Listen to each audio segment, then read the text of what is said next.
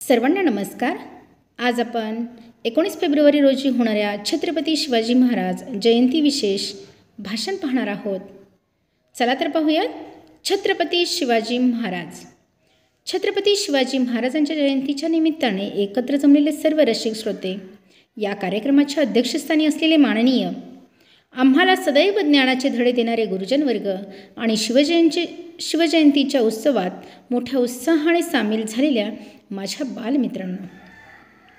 कणखर देशा, राकट देशा, दगडांच्याही देशा, प्रणाम घ्यावा माझा हा श्री महाराष्ट्र देशा. मित्र हो, आज आपल्या शिवाजी रायांची जयंती. शिवजयंती म्हटलं की आपल्या आनंदाला पारावार नसतो.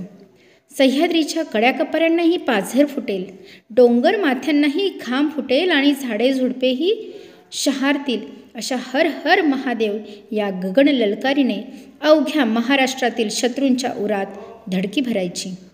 ही गगनभेदी ललकारी ज्यांच्या धामधुमीत निनादत होती तो रयतेचा राजा, मावळ्यांचा राजा, बहुजनांचा राजा, शेतकऱ्यांचा राजा म्हणजे छत्रपती शिवाजी महाराज होय. अवघ्या 15व्या वर्षी स्वतंत्र महाराष्ट्राचे स्वप्न उराशी बाळगत 4 मावळ्यांच्या जोरावर स्वराज्याचे तोरण बांधणारा हा द्रष्टा राजा. यावरून मला एक कविता म्हणावीशी वाटते. ती म्हणजे, इतिहासाचे साक्षीदार उभे तुमच्या समोर, किल्ला एक एक न्याहाळा, आठवा शिवबांचा कारभार. दिली उभारी मनाला, झाले वाऱ्यावरती स्वार, हर हर महादेव गरजले ते 4 मावळ्यांच्या जोरावर.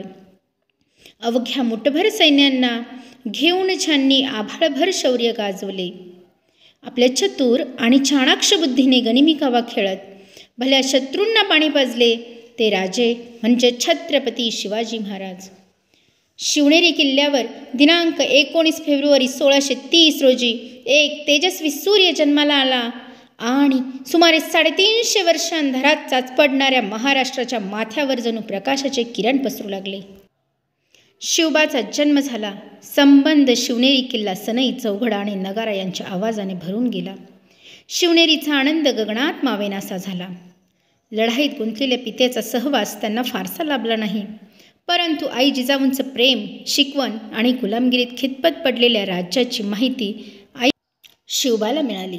लहान वयातच किल्ला खेळत असतानाच शिवरायांनी आपल्या विचाराशी सहमत असणारे सवंगडी मिळवले. हेच पुढे शिवरायांचे खरे मैत्र बनले.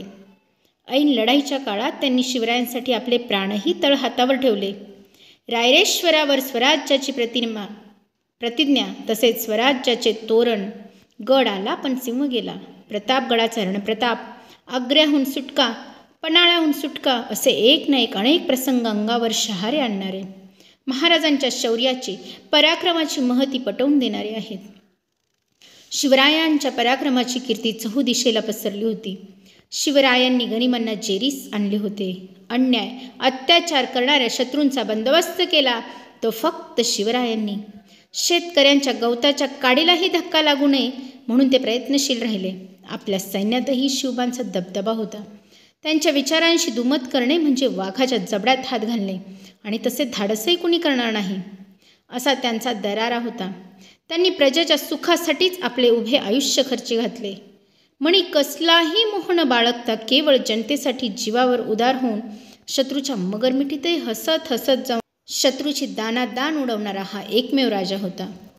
मित्र हो, शिवराय म्हटले की त्यांचा इतिहास आठवतो. मग कशाचेही भान राहत नाही. अंगावर रोमांच उभे राहतात आणि अन्यायाविरुद्ध मन पेटून उठतं. अशा या शिवरायांच्या इतिहासाबद्दल अनेक वादविवाद सध्या चालू आहेत. आम्ही वर्तमानपत्रामध्ये वाचतोच आहोत. त्यांच्या 2 जयंत्या साजऱ्या केल्या जात आहेत. खरं तर रोजच शिवजन्मोत्सव साजरा केला तरी तो त्यांना आदरांजली म्हणून कमी पडणार आहे. त्यांनी केलेल्या कार्याचे पांग फेडणे महाराष्ट्राला शक्य नाही, परंतु विचारांची, पराक्रमांची पताका आपण सदैव फडकू शकतो. सध्या इतिहासाबद्दल कुणी काही म्हणू, काय खरं काय खोटं, खरं तर हे आम्हाला नव्या पिढीला कळायलाच हवं. पण मी म्हणतो, आजचे किल्ले पाहिले तर आपण म्हणू शकतो आमच्या शिवरायांचा पराक्रम खरा आहे. आमच्या शिवरायांचा हर हर महादेव या वीररसाने भरलेला गजर खरा आहे. त्यांनी बांधलेल्या किल्ल्याच्या प्रत्येक चिऱ्याला, दगडाला विचारा, तो अजूनही साक्ष देत आहे शिवरायांच्या पराक्रमाची आणि युद्धनीतीचे दूरदृष्टीची. शेवटी एवढेच म्हणेन मित्रांनो, ही ध्येयाची तलवार शिवांची, शत्रूंचा करदन काळ परवान जीवाची.